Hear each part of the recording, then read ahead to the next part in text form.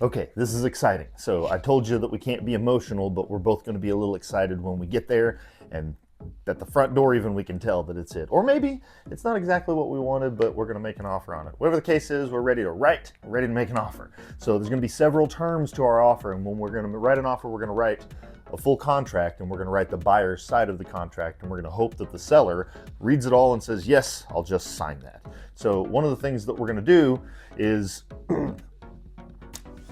identify the market values and estimate and calculate what you should make it in your offer. And then I'm going to give you some suggestions for how to make the offer based on the climate of the market and the type of house and the days on market and what my estimate of market value is and all those other things. Obviously, my job is to keep your best interest in mind and to protect your best interest. So I'm going to do several things through the process based on what you ask me to do.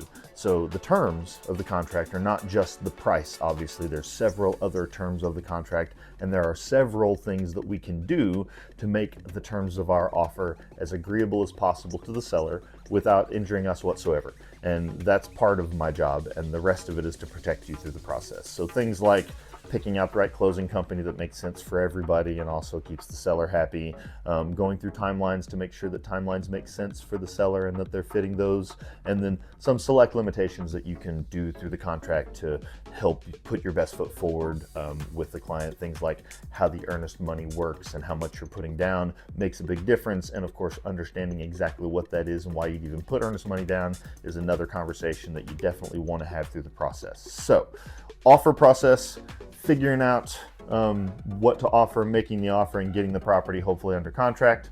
That's step 5. And then the next step that we'll be going on to is through the contract process once we've gotten an accepted offer.